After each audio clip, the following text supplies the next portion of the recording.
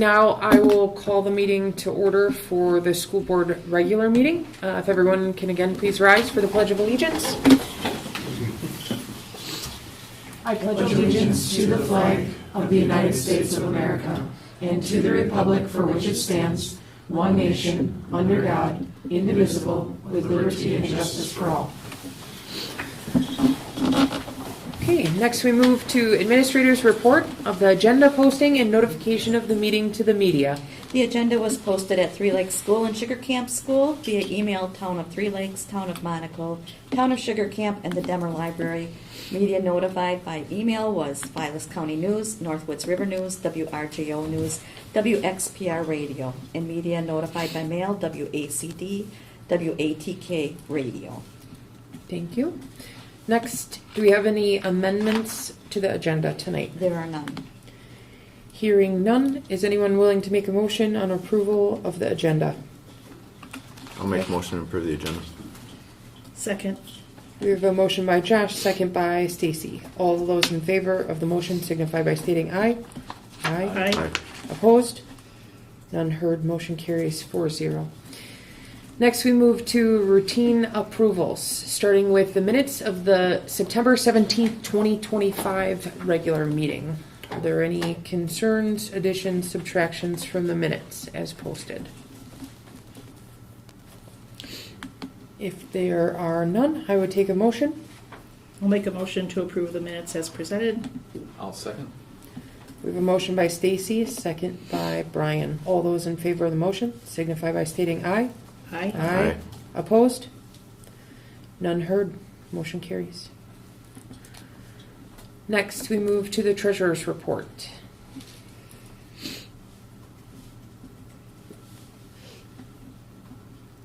I'll motion to approve the checks dated September 12th, 2025 through October 15th, 2025 for accounts payable ACH checks 252-60006 through 252-6000042, regular checks 13145 through 131693, voided checks 131506, 131540, and 131543, manual checks 5953 to 5981 and 9771, and wire transfers 2025-00070, 2025-00097 in the amount of $768,690.93, and ACH payroll checks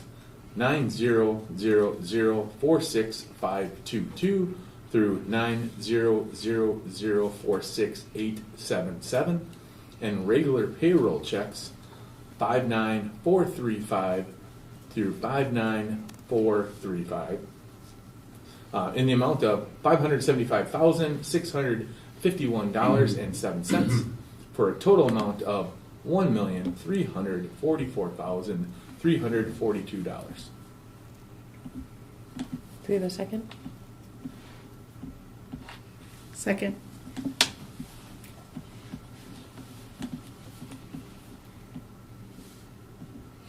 Did you need more time? Yeah, if I could just get a second.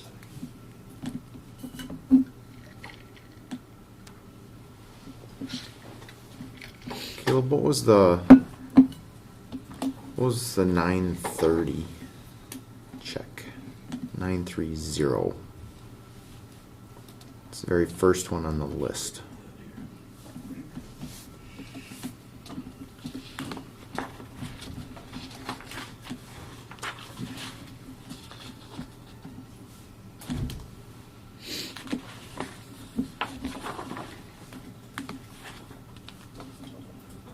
Which one are you looking at? The very first one on the list. It's like 6 zeros, 930. In which check? Sorry, I apologize. In the check summary report.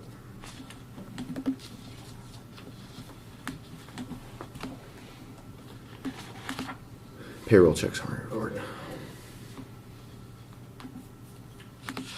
For which one now? The very top one? Yeah, yep.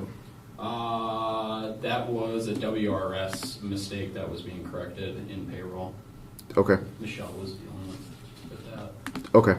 There was some, she's not going to get into it, but Yeah. No, it's, WRS being fixed. okay. Thank you. Anything further? Okay, we still have a motion on the floor by Brian, second by Stacy. All those in favor of the motion signify by stating aye. Aye. Opposed? None heard. Motion carries. Next, we move to public comments. Does anyone have any comments regarding any agenda items this evening?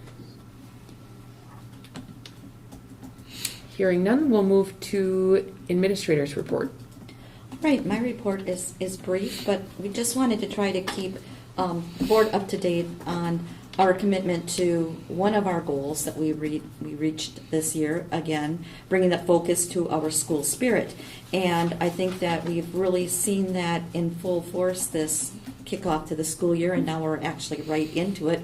We're rounding up, the end of our fall sports, and it just feels like that goal has continued to grow. There's a nice feel, there's a good vibe with it, and Jen and I talked, and just thought it'd be a nice time to bring some attention to that. She put together a little montage, I'll call it, of the school spirit, seen through the school song. So Jen, if you would play that for us.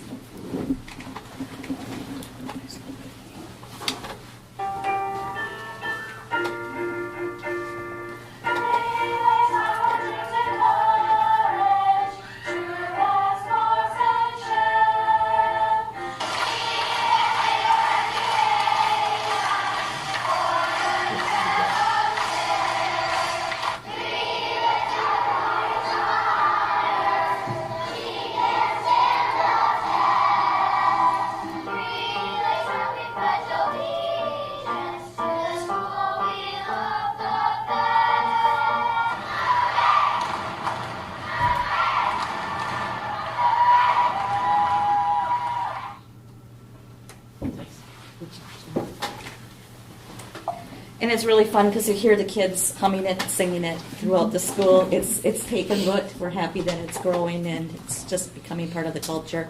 It's been really fun looking at, the designs and some of the branding as we get into our school design, how we can incorporate the feel of the school spirit again with the colors of the walls, with the posting of the song, with the posting, we want to get to even our goals prior to that, but really make that a focal point within the building, so it's kind of always in our minds. That's what I wanted to share. Next, new business. New business. We're going to move to district-related positive happenings at the beginning of our meetings.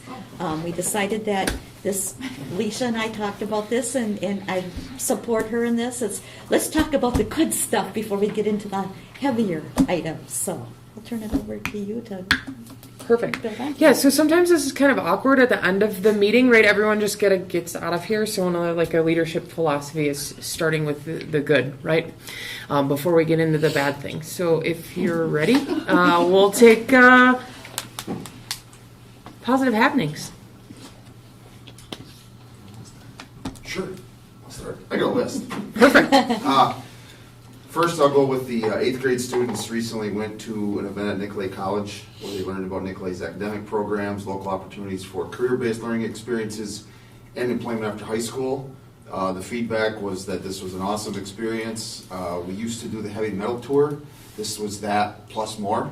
And it not only just focused on the manufacturing stuff, there was a lot more things for them to take a look at there. So we loved it and we'll continue to do it. It was a great opportunity.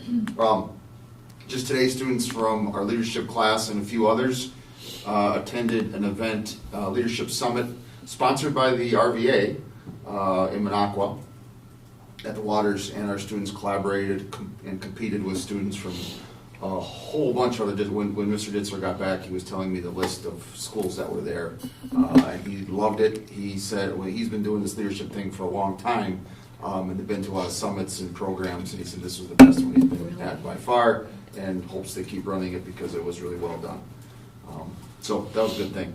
Welding students just recently, a Friday or two ago, spent their day at Nicolay College to use the Nicolay facilities and started demonstrating their competencies. Nicolay, as most of you know, is all competency-based with their programming now, so they start to check things off the list on their way to their welding program credentials. So good stuff there. And yesterday, today's Wednesday, yeah, Tuesday, our 11th grade students kicked off ACT season with a full day of ACT prep. We tweaked things a little bit this year. The ACT prep program that they're working with is going to be a little more interactive and help to give them some feedback as they go to hopefully make them or help them focus on what they need to focus on. The day also included a rep from UWGB was here and talked with the whole junior class, discussing timeline for juniors between now and when they graduate, about post-secondary stuff. So teachers are working with the juniors starting now, during winter time, all the way through when they take that exam in March. So we're amping up our ballgame a little bit and hopefully getting kids just a little more prepared for that monster of a test coming up in March. Last but certainly not least, HOCO week I think was a pretty big positive. Just in the sports world, like fall sports coaches typically don't love homecoming because it's a lot of distraction and typically it takes kids' brains away from their competitions. And we bucked the odds, we bucked the trend on that. All three of our homecoming games were victories against pretty quality opponents. So we'll take it. Wonderful. It was a good spirit week though, for real. Sugar Camp, Miss Miller had her invention convention last week, so that's STEAM focused. Both fourth grade of Mr. Carl and Miss Miller do STEAM projects on a regular basis. We did also receive, there's a company out of Washington State called Schweitzer Corporation or Company.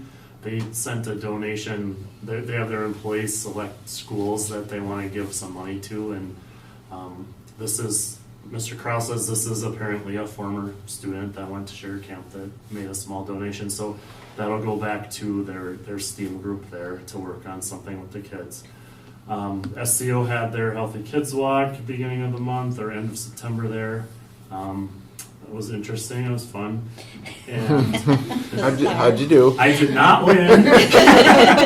Did not win the race, but that's okay. Mr. Krell won that race too. That's all we'll say about that right now. Book fair is this week. That's all set up, ready to go. That looks like it's going to be a good event for the kids. We did have our first citizenship assembly of the month about 2 weeks ago here. That's revamped a bit from what it was. It's the end of the day. You saw the clip up there. We're doing the same thing that Mark and I are both doing with the school song, adding that in. But I'm getting used to the little quirks and changes, but I think it went off well and was well received. And then last week, I was over here most of the week for data meetings. Those went really well, positive. I feel like we're in a really good spot. Just wanted to put a big thank you out to Amy Johnson. There's a ton of work that goes into that. Our team all had stuff to do, but she takes on a lot. So I think that went really well. In the art world, this is a little bit delayed just because of the publication of the journal, but there were 7 art students that won publication in the Celebrating Art Summer Anthology. It selects the top 25% of art students in the country that they select for publication. So we just wanted to give some congratulations to current students, Grace Lamont, Lachlan Mao, Evan Sorensen, and then some graduating seniors from last year, Trevor Stefanik, Ava Running, Mariah Bessert, and Haley Congleton. So that was, Ms. Grappa showed me the journal, and it was pretty impressive. Yesterday, our 7th grade students presented reasons why they were running for student council. They did the presentations, their speeches in the Commons, and so if you were walking through the Commons in the afternoon, you got to hear them kind of give their speech, their elevator pitch on why they were running for student council, and then the students fielded questions from their classmates about their platform and why they were running. So that was really cool to see the 7th graders in action. As Mr. G mentioned, the Three Lakes PTO started their book fair over here as well this week, so that started today. So those are the updates, the happenings. Perfect. I'll just share that we had professional development on Friday, and the student support team kind of did their kickoff to our multi-level systems of support for approaching social, emotional, and behavioral interventions. So a lot of hard work went into that this summer, and so I'm really excited to kind of mirror our work with academics as well as social, emotional, and behavioral. And I would build off of that too, that I think that the commitment by the administrative team sitting here and supporting the teachers and really sticking to our vision and where we want to go. We're tying everything as we always have, but really with, again, a focused emphasis to our annual goals and then our long-range plan. And I think just like we did with School Spirit, calling that out has really given it, the credibility and impetus that we really want to keep out there. And don't get me wrong, it's extremely hard work. It's very hard work. So I'm sure teachers at times don't feel the love that goes with it, but we're seeing the results, and it's definitely the work, the direction we want to go. We are so far ahead. So I'm really proud of this district and the professional staff as well as the admin for the commitment. One other thing I'd like to share is that a celebration, I think, is coming to the end, and we have Jared here with us tonight from Nexus. Hours and hours into the design and planning phase have been spent by him, his team, and our people sitting here, a lot of us, and some who aren't here right now, to get to this point. We're feeling like now we're beyond all the drawings, and I feel like we're going to be moving dirt at some point. So he's going to do a presentation with you, but that is really exciting to know that we're actually at that point. So when people are asking, where are you at? Progress is underway, and we're going to start seeing some things happening. Any other positive happenings? So much. It was so busy. It The was. week after homecoming was just as busy as homecoming. It was like 2 weeks of everything. We fourth graders were at the Cranberry Marsh. That was another one I was thinking of while we were talking. And then we do have conference champions for volleyball and conference champions in girls cross country. And two top runners, Nolan Waltz and Becca Coach, are conference champs, single individual runners. So it's been a lot going on and a lot to celebrate. And soccer. And soccer, are they conference? Well, they don't have conference because they don't have a conference champion. But regional play is this tomorrow. Yeah, lots going on tomorrow. I just piggybacking on what Jess said about homecoming.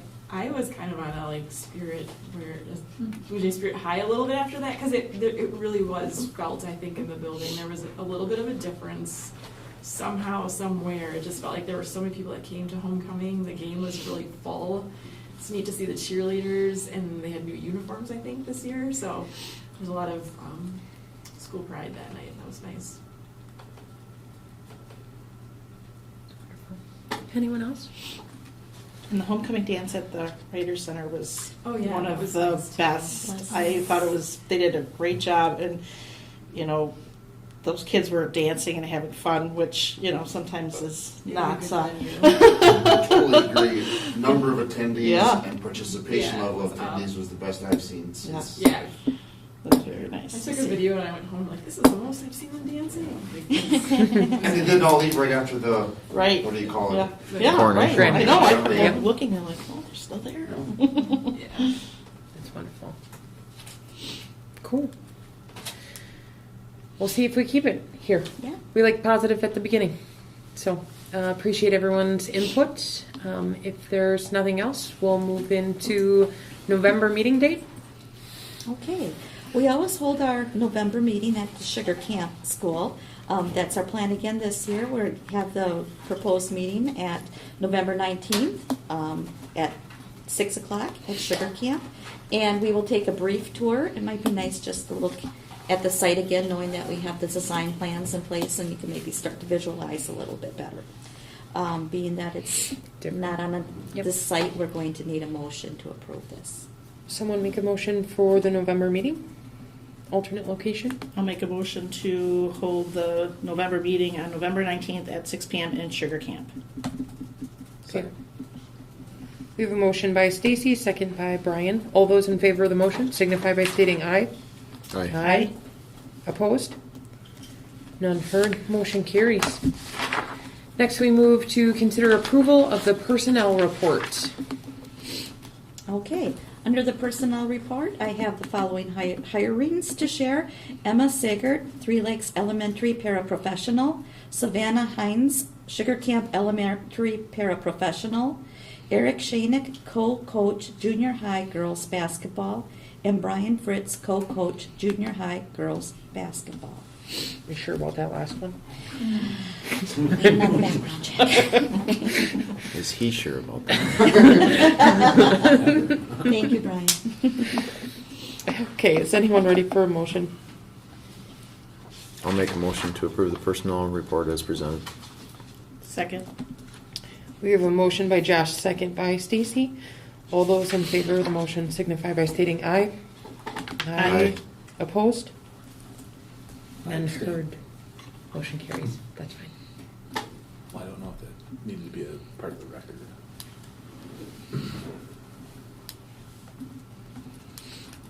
Okay, next we move to adoption of the original budget. So this is just a repeat from the annual meeting in the budget hearing. We'll need motions of the budget levy and then third Friday in this meeting as well. So if there are no questions or concerns, we need a motion for budget. A motion to adopt the 2025-2026 budget as presented at the budget hearing. Second. We have a motion by Stacy, second by Josh. All those in favor of the motion signify by stating aye. Aye. Aye. Opposed? None heard. Motion carries. Next, we move into the levy.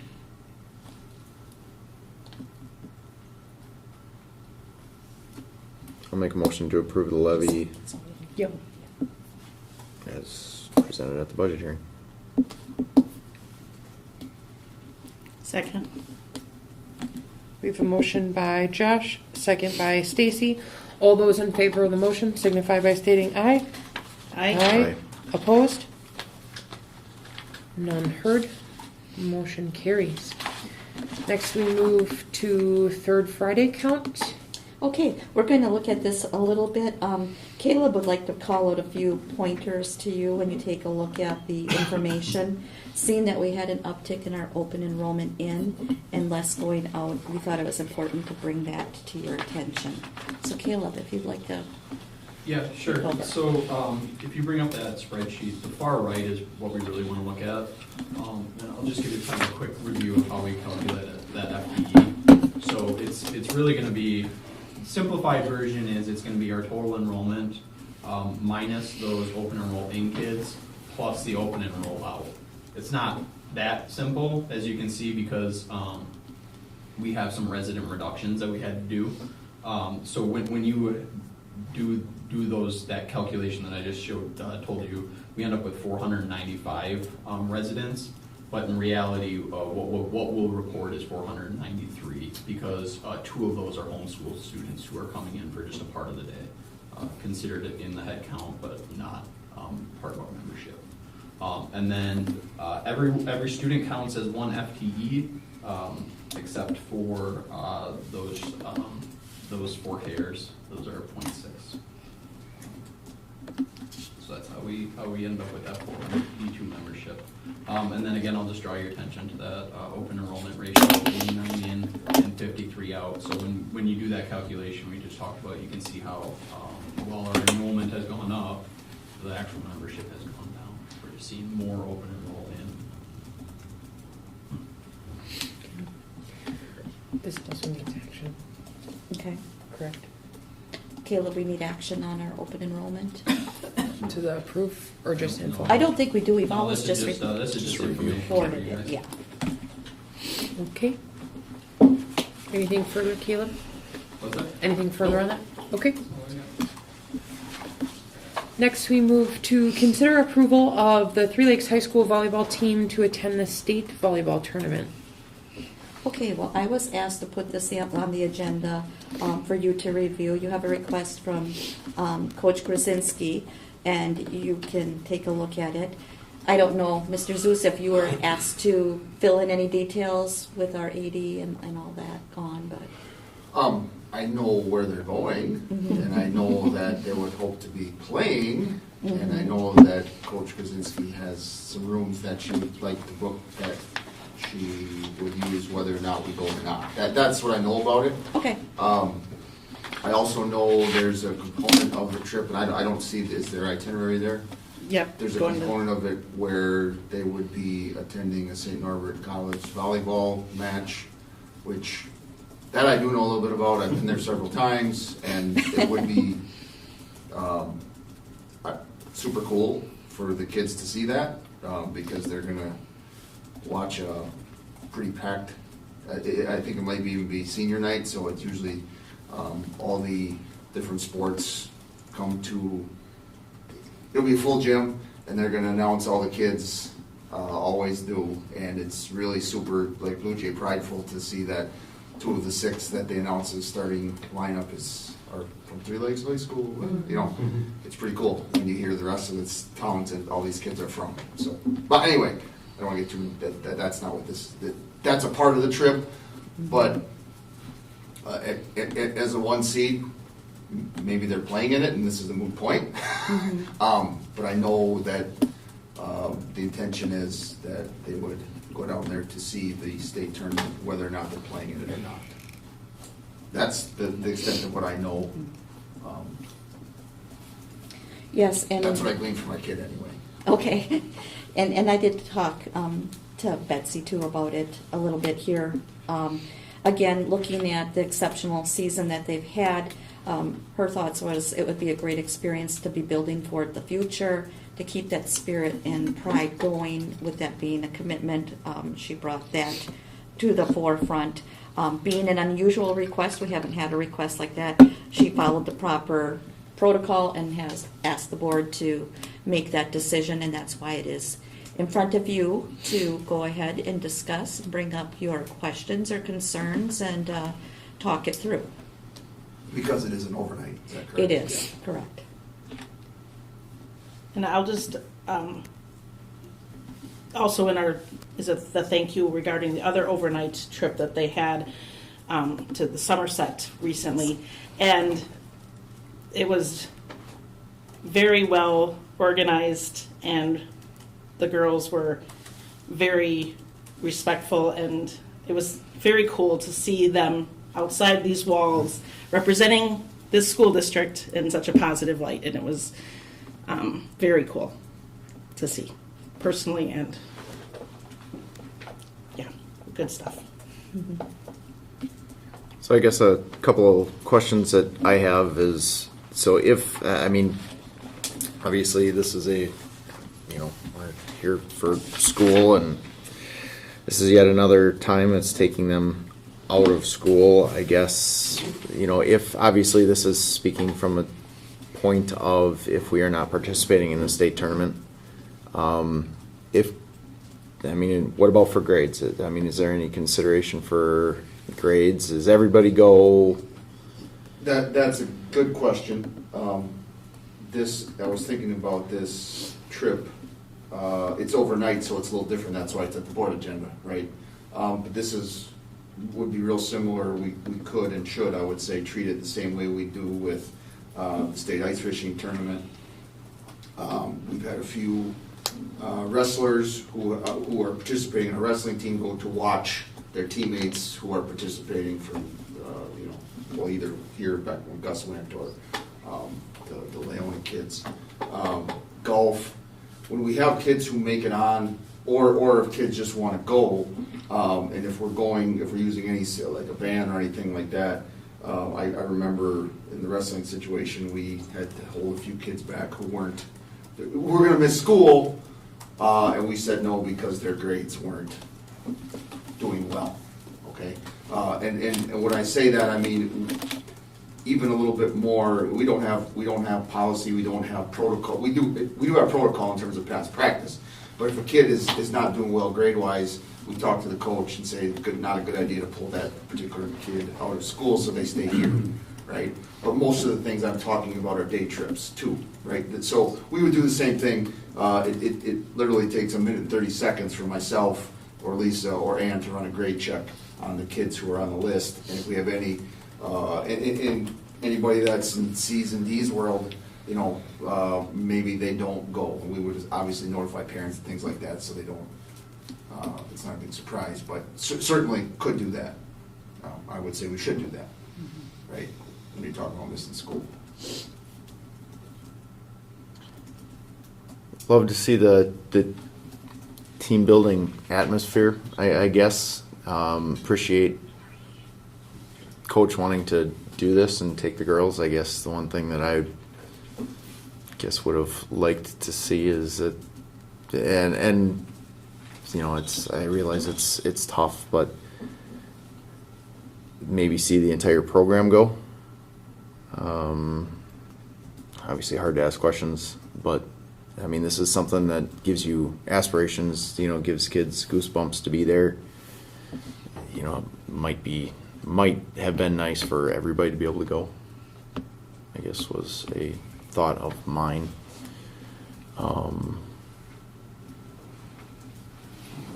You know, as I don't know, I guess. What else did I have?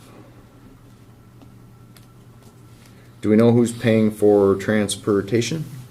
I mean, I know that a lot of this is being paid, or all of this through the volleyball fundraising.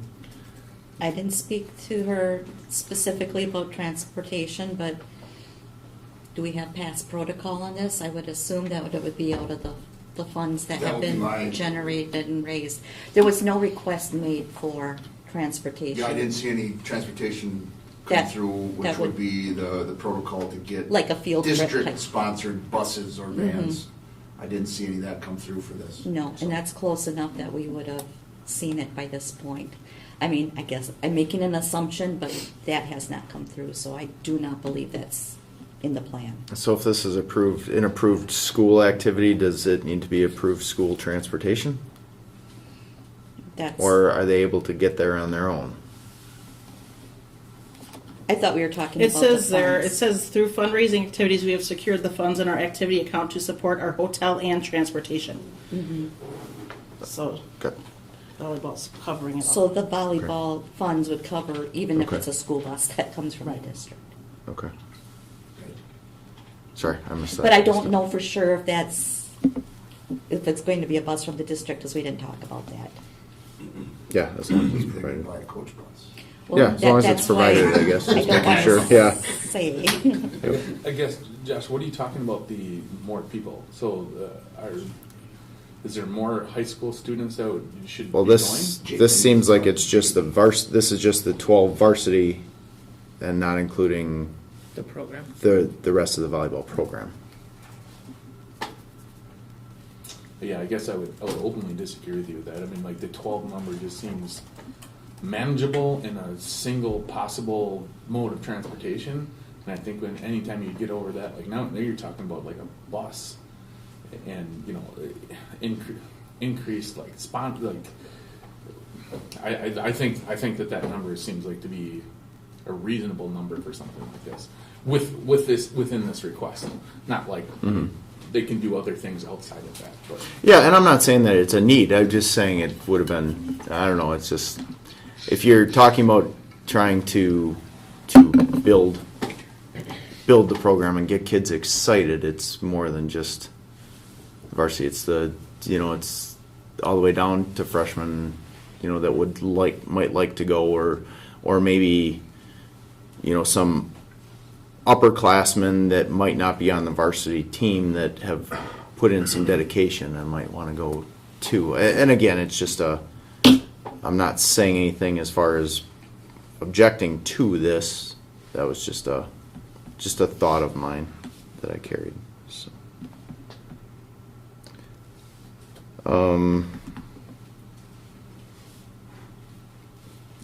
I guess the other thing that I had was, does this open? This is definitely going to open things up for other programs, I would imagine.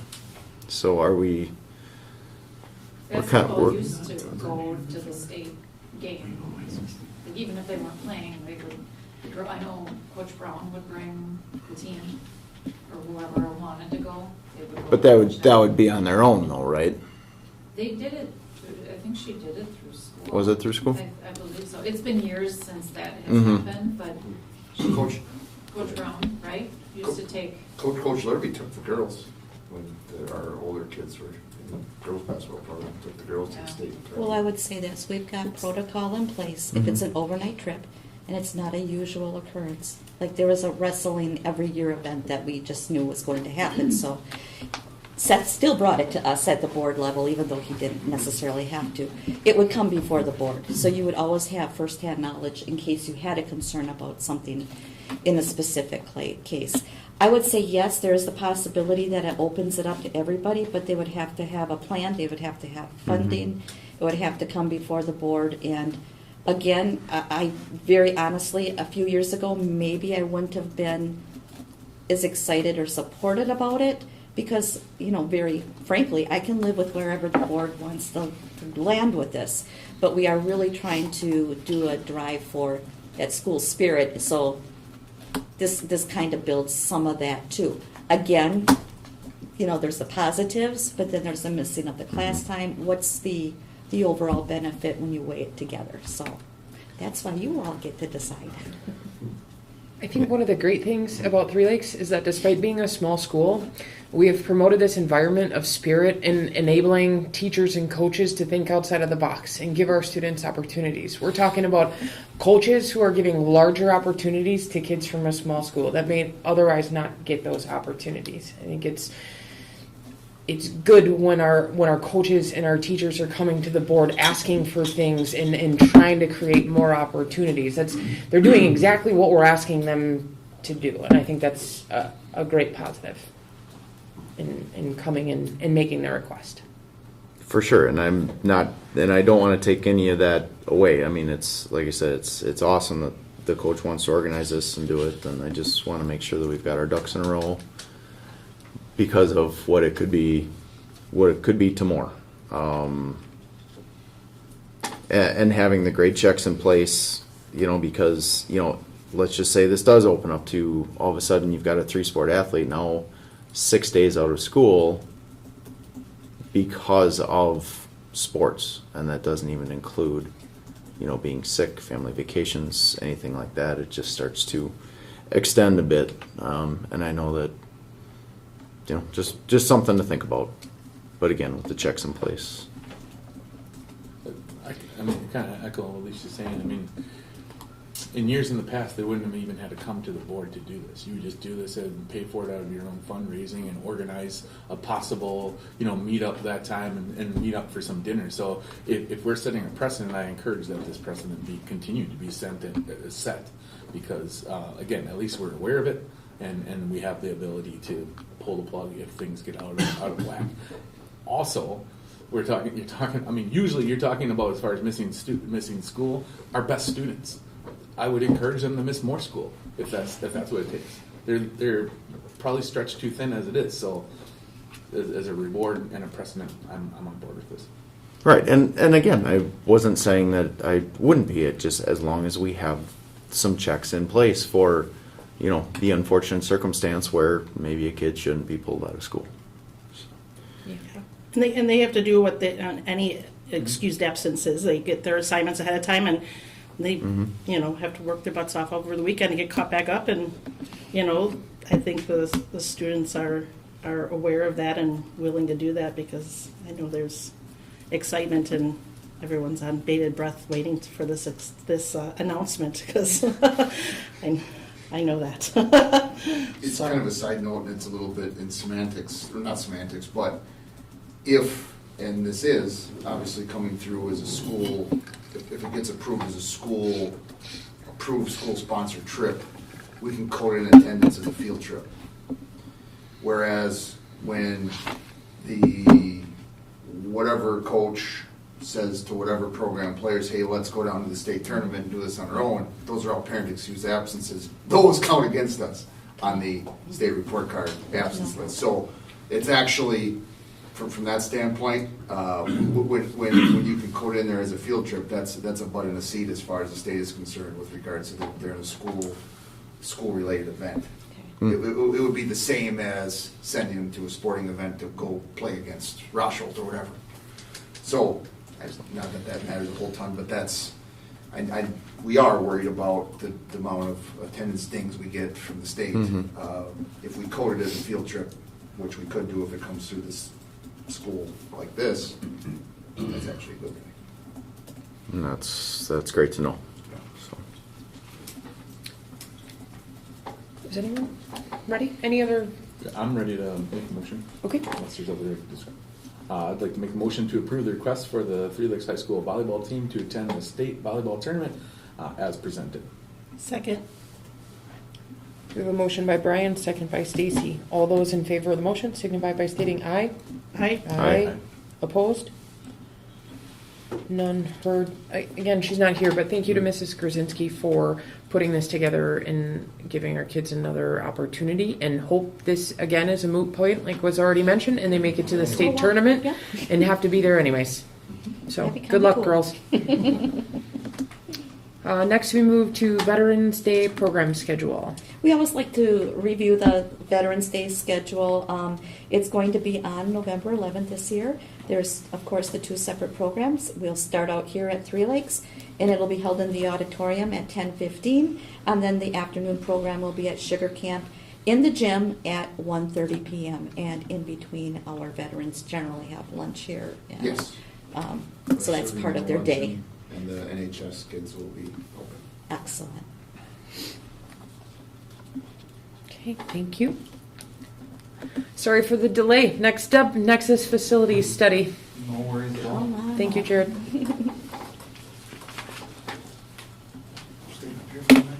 I am. I'm driving home tonight. My son's chomping at the bit. He got an offer to go duck hunting this weekend. So he's, can you text me, Dad? Call me. We don't have. My grandfather was a big duck hunter, but I don't know much about it. So I gotta get him waders before the end of the weekend. Oh, well, you know what? Is it the Go team? Yeah, my 7th and 8th grade basketball team for this.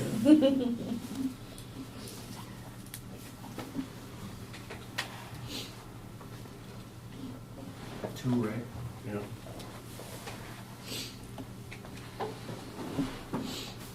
I'll have to wiggle it back there. There you go. Come. Here we go. There it is. All right. Well, thank you for having me. My name's Jared from Nexus. I'm a program manager, so I've been involved with Terry and the district leadership team on kind of a bi-weekly basis with a bunch of phone calls and emails in between those bi-weekly meetings to get through the design process of the referendum here at both Sugar Camp and Three Lakes. So, like Terry mentioned, a lot of progress has been happening. Want to talk to you just about a quick timeline review. I don't know that you've seen much in the last couple months, but we'll look at the Gantt chart again, kind of where design is at, where bidding will be at, and where we're planning to be for construction. We're getting very near that point. And then we'll take a look specifically at kind of the design of Sugar Camp and the design of Three Lakes. So we're kind of at a point where a lot of the moving parts have settled down. We're going through a lot of the details, and so we'll go through some of that. Looking at kind of our schedule and chart here, we've been designing pretty much since spring through the summer, and we're kind of hitting that final road here, right? We're in the middle of October, hoping to have plans for all three of these projects done on November 7th as kind of our deadline for the design teams themselves to kind of have drawings 100%. I think it's a little... we always love to do this and show a bidding process to be immediately, like we're done on Friday and they bid it on Monday. There is a little bit of period in time there where the construction group who we met with today kind of goes through, they're going to do some QC, they have to write front end specs on kind of how they can organize all the bid packages within it. And during that time, I'll continue to kind of vet and QC the drawings. We'll have a few things to catch up just before it goes out to bid. But they're planning to get it out to bid sometime early mid-November. And then right now it shows that being back, they'll bid it for about a month. When we get those numbers back, we'll review with Terry, and I know we'll come to this group with it, but our construction will come in and review low bids, and we can talk about the contractors that bid and that type of thing. All that process going smoothly, we would be hoping to kind of start looking today. I think there's some opportunity to do some standalone projects. The elementary office we kind of talked about here at Three Lakes. A couple of those rooms aren't totally being utilized right now. If we can take advantage of some of that during school, that becomes more appetizing to contractors when people are typically either laid off for the winter or they can keep their guys busy. It provides better numbers for us. So I think we're going to work on some of those opportunities, and if we can get in and start kind of some of those projects early, trying not to be super disruptive to students, but knowing that we can take some advantage there. So, any questions on schedule? Sugar Camp. So Sugar Camp site, a lot is happening around this building. It's fun in the referendum. We show the new addition, but you start to look at things. One of the major elements here is we showed a new addition on here. Didn't quite realize that it covers up the existing septic tanks to the septic field. So we'll have to relocate those tanks. So that's something we're going through right now. The grease interceptor for the kitchen, we're moving that kitchen, we're flipping that kitchen and doing some remodeling there. But that grease interceptor will also have to kind of be relocated. Some of the other things in here, again, just the additions themselves, outlines, we'll look at those specific at the floor plans here, but we're doing the 4K and cafeteria addition. And then kind of out of that, when we started talking secure entry, there was a need where that kind of secure entrance wasn't working within that current office footprint. So we went ahead and added a little bit addition for that front office entrance area. Felt there was a need there. As a byproduct of kind of those, right, we'll end up having to redo a little bit of paving within the loop. Along with that paving goes to the new playground paving we're doing in back, which will resurface all of that existing kind of hard surface that's deteriorating at the moment. Number 6 on there is a new generator, emergency generator. And so with that emergency generator, it'll handle all of your kind of typical emergency lighting, but it'll have all of your IT closets, the major kind of arteries of your building. And then we're also adding your coolers and freezers. So if there's a serious power outage over time, you don't lose all that kind of food, right? Boiler pumps, so keeping, the building itself, the boilers or the heat will be there, but it's going to keep that water circulating just so we don't have freeze problems. So things to think about with the emergency generator. Playground repaving, emergency generator, paving and sidewalk for addition. Oh, I think that's, where did we have 7? Oh, yeah, just because we're doing this, it's going to encroach a little bit. And during construction, right, we still have to get lulls and tractors around to build the facility. So What's the dotted, the dashed outline? This here, Yeah. it's kind of areas of construction, right? Okay. Again, in order to build this, I'm going to have to get tractors around. It's site restoration is what it is. They've got it's the civil engineer's way to say, hey, when we're done making all these tracks, you need to come back with some grass seed and some dirt and fill it in and level it all out and straw and water it. A box around the existing driveway that's there, and I was like, well, why is This like here? to your right on the lower? Yeah, keep going down, right by your pinky. Oh, here? Yeah, I was just like, because that's just a driveway right now. Oh yeah, I don't. I was like, yeah, what? I don't know if I get the. I'll ask Kevin on that. I'm not exactly sure why it scoots in there like that. I don't know. We're doing they're going to restripe this too. One of the things was the French drain, right? That's really not doing anything at the moment. We don't know where it goes, right? I think the water goes in there and it just sits and it's meant to kind of seep in, but I don't know that it goes. So the new drainage, that French drain, what they're going to do is they're going to this riprap during construction they'll put in, but then they'll take this water, sheet it off, and it will drain out towards the ice rink in that lower area. So your site's capable of draining that rather than containing it within there, and so we'll kind of do that in more of a proper fashion. So, looking at Sugar Camp as a building, the big wow factors are right. We're adding on the addition of the cafeteria and a 4K. There's some mechanical space in here and some new toilet rooms. The other kind of wow is the addition for the front office. We'll look at those a little more closely. A little bit of remodel within the existing office. And then what I wanted to note here is that even though these areas, there's not a lot of, flair in there, all new mechanical ductwork with a variable air system that's going in there. So in doing that, they'll take down the ceilings. They can't do the work without tearing down ceilings.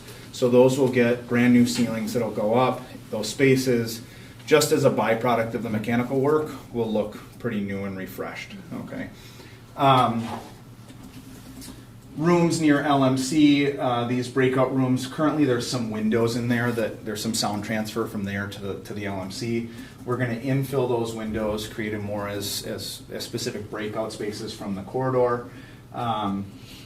Kindergarten, there's some finishes again through the existing SPED, kindergarten, some flooring upgrades and items like that. A lot of little details that are in the plan. I don't, if we wanted to do a true page turn at some point or someone was really interested, we can look at some of those specifically. But items that we talked about in the referendum, but we are handling those now. One of the largest things too, a SPED, kind of a shared bathroom between SPED and 4K that also has the ability of a shower to help with students with that need. Can you? Yeah. Oh, never mind. No, keep going. Go ahead. So looking kind of more at the addition itself, the multi-purpose, we're calling it because it'll be used as the cafeteria as well as kind of some open classroom space when it's not being used as a cafeteria. We went through 2 or 3 renditions with this kind of back and forth, trying to get things in order. Referendum drawings never account for a mechanical room and a new air handler unit and some of those utilities, so kind of getting around that. We tried to get as much as we could within here.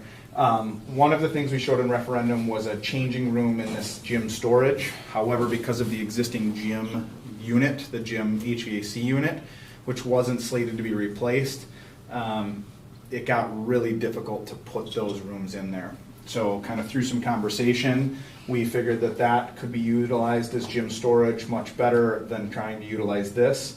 A lot of your kitchen serving deliveries would come in. They can come through the double doors. They wanted a set of doors to kind of come through here so they could kind of unload and put a lot of that dry storage right as they come off of the parking lot.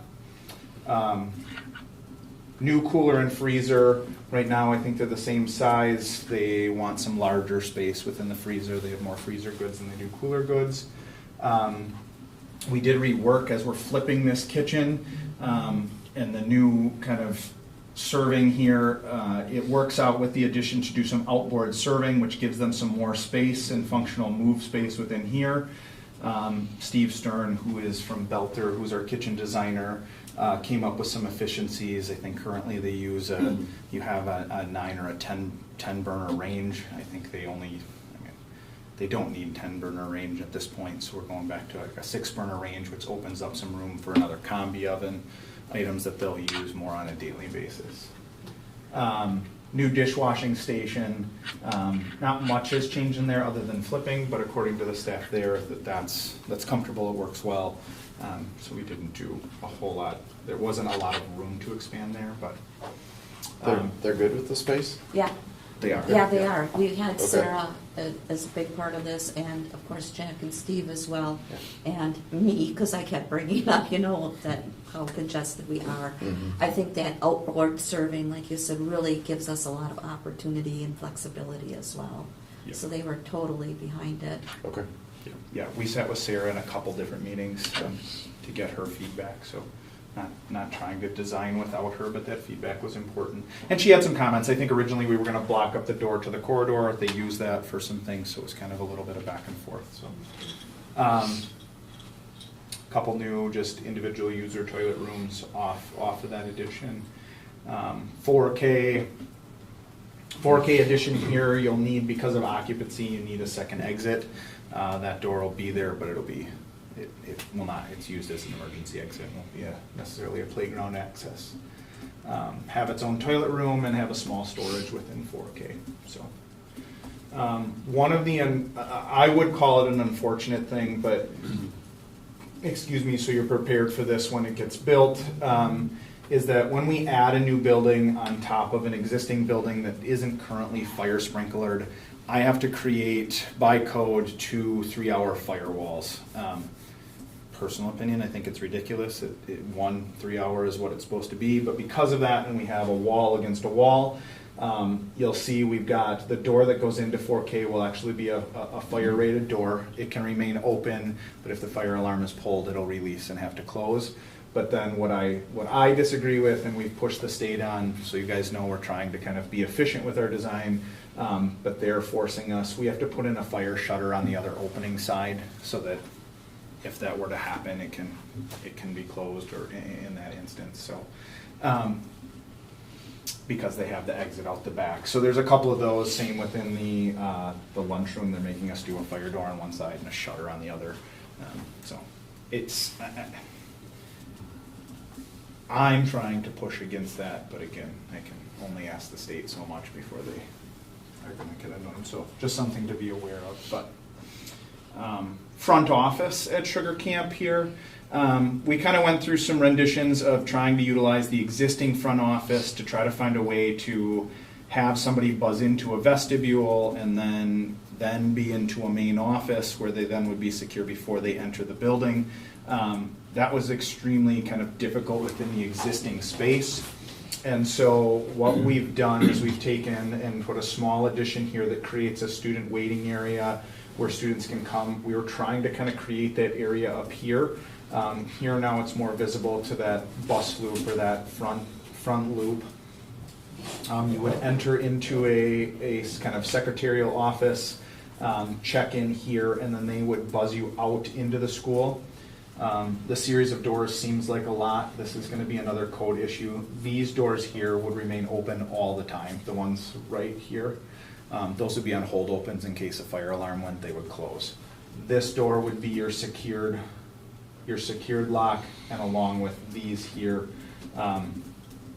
you would get buzzed into the vestibule, go into the office, then get buzzed out to the rest of the school. So kind of 2 points of check.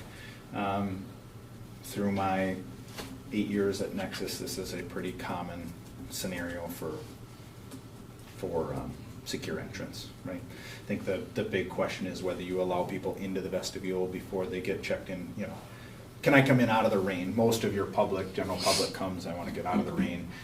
You'll see in a minute we have an awning so they can come and check in from there. The existing office, we actually left most of those rooms in place.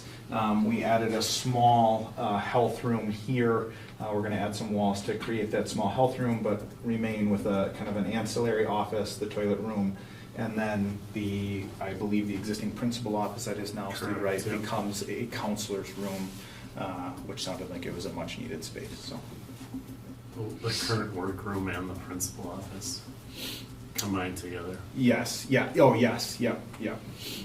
So that puts, the counselor has access then to the main wings of the building in a central space. This image comes in really grainy, so I apologize. But we are looking at some branding. Been working with Jen a little bit. Sugar Camp's kind of set back. Remind me of the highway. Is it Highway 17? Of Highway 17, so talking about doing some, and I don't know that we've settled on this, we're still kind of working on what makes sense, but doing some branding here, and then a little bit of branding over what would be that existing, or the new kind of main entrance there. And then following that, just kind of a side view of the cafeteria that allows quite a bit of natural light to come in. These are actually sunshades. This one This one might actually be solid, but the other ones are sunshades in a way to just kind of reduce that, but won't have a bunch of snow loading. But from that space, we'll let a lot of natural light in and do that, so. I think that's kind of most I have on Sugar Camp. Any questions on Sugar Camp itself? Could you go back to the first outline image, kind of? Like the main one? Yeah. Like the full building? Oop, Yeah, this one one? more back. Just the one where you show the driveway? Okay. Oh, yeah. I was thinking in my head that turn that the buses make right where the new entrance would be Mhm. would be tight for the oncoming buses, but it looks like there's really not you're not giving up any driveway there. We'll tear it up during construction, like the curb, but we're putting it back in place, and there is this, there'll be the same turning radius that they have now. There was enough room to kind of pull that building out, so I believe we're safe there from that regard.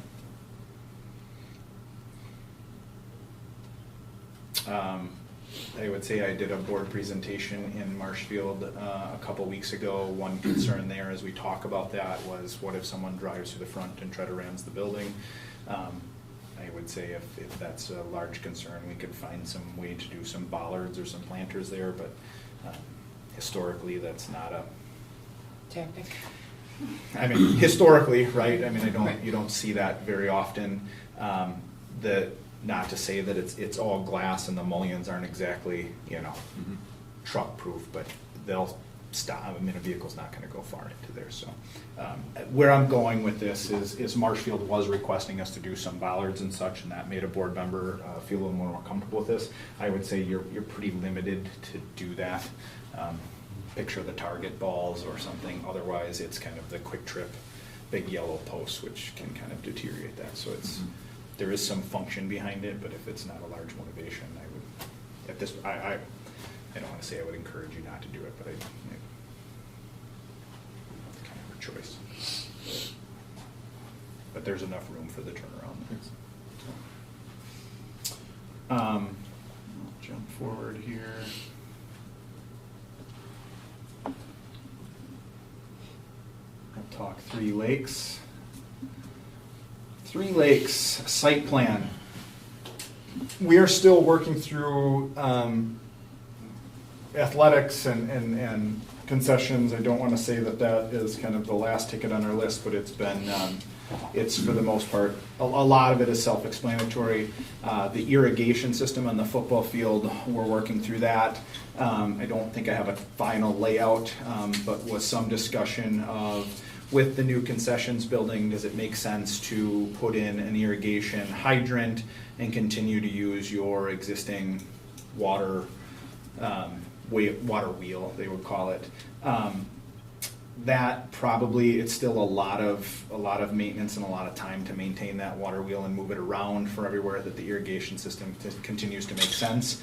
I think because we already have to run an irrigation line over there, we're going to still put in a hydrant, which allows that wheel to continue to be used as needed, right? So kind of not necessarily getting rid of your old stuff, giving you some new irrigation, but also allowing you to continue to use that as needed, maybe on your side fields and some other areas.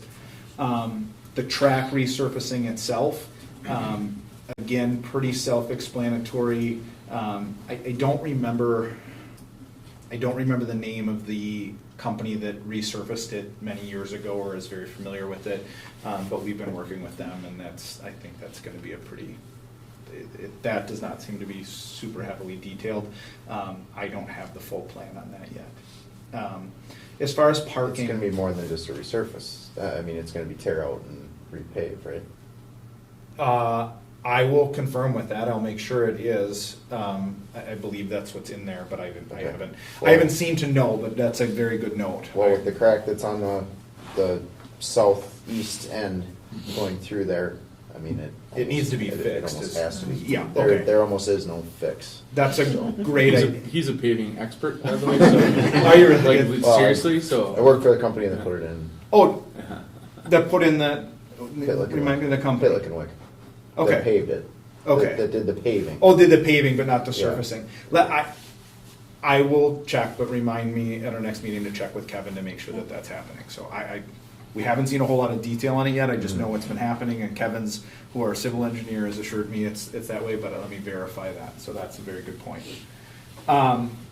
As far as the athletics parking, we've seen some good renditions from Kevin. However, I didn't have a good plan to show it on, so I just did kind of a sketch here, so excuse the parking lines, but it tells the concept. We talked I think in referendum, it showed one inlet, a large parking lot, and then that was kind of in and out. There's not a lot of space there without kind of getting into the trees. And so at that point, it makes sense to make it directional, one way in, do some angled parking.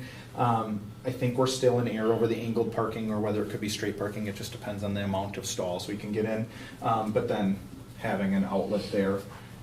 We would continue to do a path around connecting to your existing path, and then put that into a concessions building that would reside over here on kind of the west side. Some additional paving around that concessions, and we'll look at the concessions building here specifically. But there was a request and kind of the need to do some ticketing for those events, that it would help and allow you to host some, I think, regional or sectional type events where kind of that barrier is needed. In concessions placement, we've talked a lot about where that goes. I think in the referendum, you had it in a couple different spots. It could go over here on the east side as well. After looking at that, there's no sanitary out here. There's no sanitary anywhere over here. So by the time we go to move that further away, it starts to become a big cost issue of trying to pump sanitary. There's a sanitary line over here that Kevin has investigated to make sure that we can get gravity fed to that, so we shouldn't have to do a pump or a grinder station. So there's advantage there. And then what it sounds like, and I don't know with the new parking, but again, majority of your fans at this point seem to come from the main parking lot here and from the kind of the northwest. So I guess through discussions that seemed to make the most sense on where it is. The building itself, we are working with a company called Huff Cut. It will be essentially a precast concrete type building. It'll last the test of time. They do the kind of park buildings all throughout the country, but you see a lot of them around the state. So, in the concessions building itself, you would get a decent sized concession area. We're kind of anticipating 2 windows for concessions. One, as we orientate the building, would become more of that ticketing area. Getting 2 large storage buildings. They actually come in kind of prefab drop buildings, and so that's why you kind of see the double wall. We've talked about adding a door between or an opening between. That's a possibility, but kind of working through that. Those 2 storage areas, you can kind of see I grayed out what was a toilet room. We kind of shifted that down to the west side so that both rooms are accessible more from the grandstand, kind of in and out from that direction. So would give you, as my wife and my grandfather would say, a 3-holer for each, if you're familiar with outhouses. So I think it's a decent building. Huff Cut gives you some kind of cookie cutter buildings. The one that Dave Kirby was really good at looking through their library and seeing what they had, and then I kind of pressured him. The one building that we were looking at was a little on the higher end of things, so we were able to kind of take a section out, move and rotate to kind of make it work within budget. So I think this building gives you, again, meets a lot of the needs of what's out there. So. The storage. Yeah. Old coach. The storage buildings could double as locker rooms, I'm hoping, assuming. Ish, yeah. Especially in tournament time, that becomes pretty valuable. Yeah. Or it's pouring rain, or. Yeah. So we've talked about that. A building big enough to kind of truly be that size starts to get up there and cost quite a bit, and so this is, can you put a team in there? We kind of joked a little bit internally, you can put offense on one side, defense on the other, but I mean, if we were to put an opening, you'd get swept. Sure. Yeah. I know, we had that conversation. We need that on the same page. We had that conversation as well, so. So yeah, it has some ability there. Where is the property line that is up in this corner. I mean, I don't know.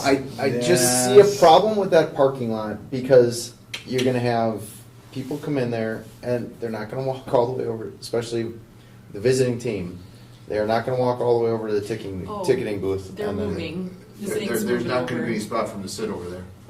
They're moving. Oh, they're moving the extending out the bleachers. bleachers and putting Comple- visiting on the okay. same There's side. gonna be Got another it. chunk of Yeah. bleachers coming into Yeah. the south. Yeah. Of where the existing bleachers are. We talked a bit about Okay. flow of traffic, so there's also gonna be fencing to herd people basically, but I think that signage is gonna be super important here too, that we're Mhm.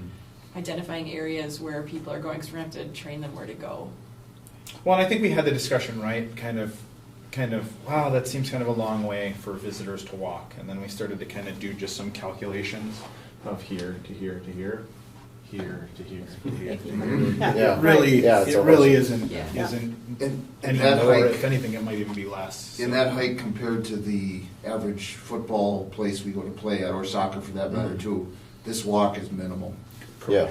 Like some of the places we play, you're hiking for a long ways from your Yeah. parking spot to where the stands are. Yeah, that's pretty common. Even up in Eagle River, they have the shared, that you can walk, twice as far, right, to, Yeah. I think that's a simple one to communicate to. I think when we did that trivia night thing, I paced out from our parking lot out to there, and it was like 1,300 steps or something like that. I still But you think- could easily do a comparison like that and tell people like, this is how far you're walking, this one's this way, be real. Mhm. You could do some fun Pretty simple. signage Some fun stuff, yeah. 1,300 steps to. but that's, Yeah. that's a good point It's though, kind like of fun if you stuff. had pedestrian traffic up around there. Mhm. Well, I think People's even, backyards. like, we just got done with Pumpkin Fest that was here, right? Look at the Mhm. parking for that. Yeah. They do a really good job of filling all of our lawns with Oh, vehicles. yes. This offers another Yeah. opportunity for parking, not, 6 blocks away on the streets, Yeah. but Yeah. a chunk of parking where they're not in the lawn. Correct. Two things out of that conversation. One was bleachers. The measure was to add bleachers. And originally, right, we're like, oh, let's put it on the visiting side. I think through discussions, it makes more sense, right? Put it, just some additions to your main bleacher set. We're working, this is something we'll probably try to coordinate. I don't think that'll be in the biddable documents. We're gonna work with the bleacher company that's already there and talk to them about how we would extend that. So the things we'll have to get into the drawing are the footings or some sonotube footings that are there. We wanna make sure we get those in order. But the bleacher itself, we'll just work specifically with that bleacher manufacturer, try to get something that looks cohesive, right? Rather than the stepchild bleachers that's off to the side. So Is there any talk, so right now the concession stand is underneath the booth, right? So obviously if that's gonna be relocated, are we trying to remodel that space and, purpose it for, again, I'm thinking, take one of the storage buildings away from that and storage sections and put that room underneath where the concession stand is now and then frees up a spot there. The conversations we've had we haven't gotten to that detail Okay. yet at all. And I would say from a Nexus perspective, from like the budgeting, that's not something Yeah, we would have anticipated. From a experience in code wise, I don't want you to tell me you're gonna put anything under the bleach. I know it's already there, It's but a- the second it's it a goes to the separate state, building. holy cow, do they, It's already they a make building. a sprinkler, they do that, yeah, and that's what, yeah, whatever you guys do, or maybe, when the general contractor's here and Eric Radke, who will be your site superintendent, I would assume you guys will get to know Eric and Chris Ledden. Might be a little nudge to them. Hey, Chris, can you get me a price to just can we look at with the general contractor and see what we can do with this space if we need to? That would be my recommendation. Avoids a little bit of state work, but we'll get there. We haven't talked about that specifically. Another item on there was the elementary parking to try to add parking. When you said, where is our property line, that is something that has come up. I'll get to that point. There's not a lot of room here, especially once you start adding parking islands and those types of things. So in order to gain more parking and then again still kind of to do a truck radius for deliveries and those types of items, as people are parked there, there's some, this is kind of an early on calculation for that. But it makes sense to remove the actual islands, go in, kind of do some, again, rotational traffic. It adds a couple spots within here, but then the other thing was to add some parking along, I can't remember what road that is, but to add just some angled parking there. We are really struggling to get dumpsters and the generator set. I mean, there's a lot of stuff that happens in this area, so to try to add parking in there has been somewhat difficult, but we've been able to kind of, again, add some spaces here. I don't have an exact number of add. I wish I would have had that for you. I apologize. We'll probably have to get approval from the town on that, right? Because that's all curbed Well, there. when we get to that, yeah, Dave has been right on it with us and everything, so I'm not too worried about that. Yep, and that was the discussion. Yeah, we're coming off the city street. They have to be okay with that angled parking. Sometimes cities aren't great with that because backing out of angled parking isn't always the greatest for oncoming traffic. But I think that's a pretty low traffic area. When we start talking property lines, this is something that did come up, is there is no civil plat or survey map that we've been able to find through GIS that tells us that those driveways or that easement that runs down to those driveways, we believe that's all school property. So the question originally was, where are we going to kind of stop and continue paving? And so at some point it may make sense to, I don't know if it's worth communicating to those neighbors. I don't know why they would, hey, we're going to pave a portion of your driveway, or you guys could say, and it's not necessarily their driveway, but it is this path that comes up along here. So I think it is, again, trying to sketch it out. I believe you own most of that kind of easement there and up. So. Yeah, and that was before I knew about the bleachers thing, but my thought was if we could get rid of most of those trees and make more parking there rather than over Here, you mean? Yeah, but so that was a totally different. I don't think you. path.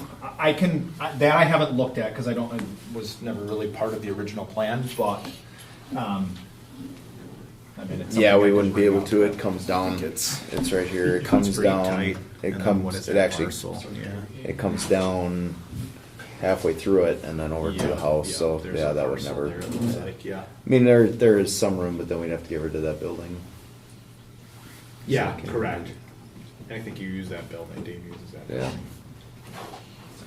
Anyways, but yeah, no, with the bleacher thing solved the reason I was thinking that. Okay. So that's kind of the athletics portion of it. Three Lakes, the building itself. So no major additions here. The only addition that was kind of proposed was a large canopy addition. And then we'll talk about kind of through conversations where that has fallen. But secure entries at the elementary school, secure entries at the junior high, senior high office, secure entries through the district office here. Some ancillary space remodel, kind of taking the existing wrestling room, turning that into a large group instruction area, modifying some sped rooms within the kind of the expansion rooms off of LMC, some bathroom remodels, and I would say this, breakout space and some bathroom addition. Wrestling has to go somewhere, so again, that spinning room kind of consumes that there. And then concessions, right? Doing kind of a formal concessions building within here. So looking at elementary, kind of secure entrance, secure office. Currently, this is your elementary office, so in order to get students in, they would have to come completely through the building. They're already kind of into that space. Taking the adjacent classrooms, adding a door through the vestibule where these doors then would remain locked, allowing people to come in, be buzzed into that main office, and then be buzzed out, provided they needed to be into the main building, out here. Through that, you'd get a kind of a main front desk, a little bit of seating area.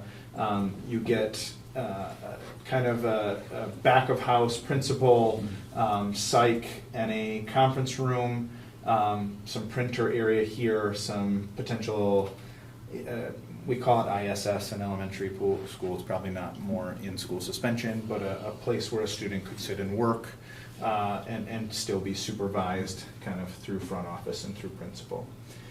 You get a decent health room here, where you would have the ability for 2 potential cots and an adjacent toilet room. We're making utilize of the existing toilet rooms, so we're not having to remodel those or put in a bunch of in-ground plumbing to do that. We take advantage of that space. So you get a small sped breakout room or another sped room there. I believe it's kind of already being used that way, but through there. The existing office itself, again, trying to with this expansion, this grew a little bit in scope, so trying to minimize the scope that needed to be remodeled. Here we talked through one thing that makes sense is, as you'll see, we're taking this boardroom and consuming this with the district office to make better supervision from the parking lot and from a secure entry point of view, which then makes this room kind of move to a large open boardroom, which would be now over by the elementary is the plan. Doing that would allow you, there's already some plumbing over here in a toilet room. It allows a credenza to be over here, so you could do coffee and water or something similar to that. And then you'd have kind of a private bathroom if people needed to use it within the boardroom itself.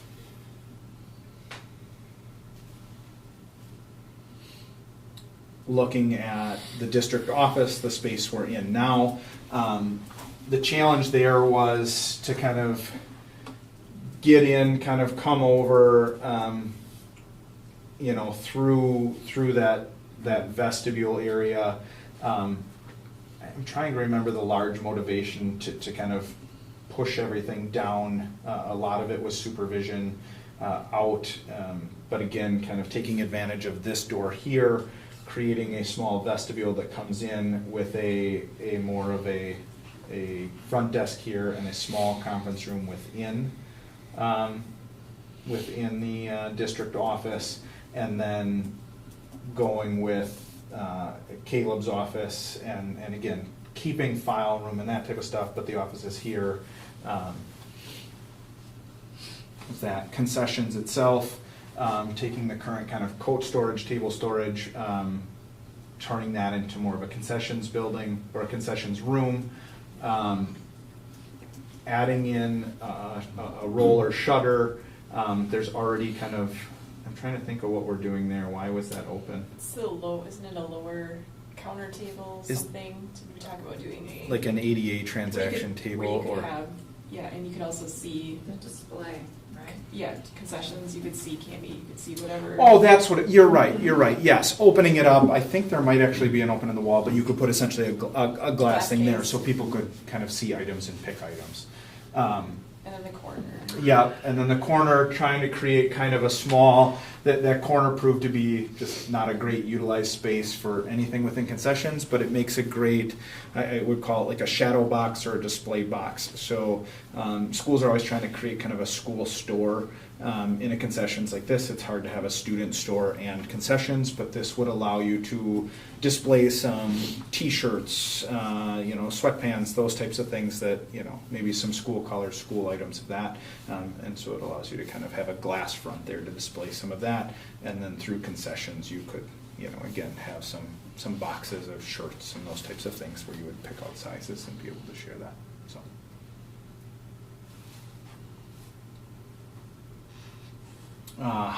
Junior high, senior high office.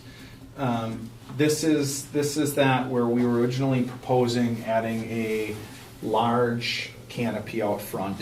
I think in initial design we started talking what was the motivation of the large kind of canopy out front, and it was one to kind of, I think the large motivation was to call attention to what is kind of on the front of your building, a quiet junior high, senior high office, right? I think everyone kind of comes and they navigate to this entrance rather than that junior high. So I think the question was, well, do we really need an enormous canopy, or do we just need to somehow take what we've got existing and make it more apparent? And so you'll see that we're gonna do some things to the existing canopy, but then modify some of this space here through some secure entrance to what would be the fitness center, which I believe the community uses quite regularly. Still creating doors to kind of pass through on those event nights or nights that those are just open. Through a daily basis that would be closed, and creating more of a community parent entrance during the day into a secure vestibule, specifically for the front office of the high school. Taking advantage, this is a lot of space, but still kind of trying to keep the copy there, and then reworking a little bit of, again, principal, athletic director, guidance, and conference, kind of getting a secondary admin, kind of student services desk within that space as well. Small nurse room within there, so. And the change on that one too is to the student traffic coming into that door versus coming in through the front office and leaving through. Yeah, and then even the lobby, right? I think the discussion kind of went through we had this large lobby that's open to the rest of the building at night, students waiting for parents, teams coming back from a sport, where do they kind of hang out and wait to be picked up? That was also kind of the conversation of, do we really need this large canopy, or can they wait here? So we've, again, kind of secured that off, so at night this would be lit up. You'd have all of this up front kind of lit up where people could wait, but still be cordoned off from the rest of the building. I guess just like question behind the thought behind the design. I think interior it's excellent. If we're gonna do anything, so again, back when we started this process, one of the main complaints that we got was nobody knows where to go in. So by leaving that giant awning out in front, and excuse my language, but it's an eyesore and it's ugly as it is. And you said you probably have some renderings. You're going to ship it up, make it pretty. It's still just unless there's like a drastic reduction in that, I still think that causes confusion. And that's just my feeling from the feedback that we got when we started this process. So anyway, the confusion of explain a little bit. Confusion that it's where to still go. Where to go. So if you pull up right here and you don't know, like again, I know because of years, you go there, and I still to this day, I want to park right there and walk into the high school office, and I did that just today to come into, because I'm going to coach in the small gym. Well, that's not really the way I should be coming in. I should be coming in this way and then working my way around to the small gym. But that's from somebody who's been here 20 some years. Imagine somebody the first time, that's what they see. Sure. So you're saying you'd rather have this be the focal point of where to come in than the high school? I thought that's where we landed 9 months ago. I don't know if I Go would to the agree. drawings, I'm not going to Yeah, explain where we're going to go at the front. Yeah, I think that this might. Yeah, well, I'll tell you what, why don't we just go, let's do that. So, doing something more to the high school to make that more apparent, but I think that's the opposite of what you're Yeah, so that still says to me, come in here. Come in here. So I had Jared in one meeting that we did, I wanted to look at this like on a photo of the building, to look at context of the building. And we had some discussion about that too, because that was one of my worries, was that if we're doing where is our main entrance, right? And if we're doing some over here and saying this is athletic entrance and this is whatever, then this is still high school, whatever, and it would carry some of them. We've talked about possibly logo up on the wall up here too. Like it has to that of Sugar Camp, yeah. Yeah, so we're trying to think of it in the whole, not just as an entrance, but how does it fit into the whole building, and how do all those entrances work together?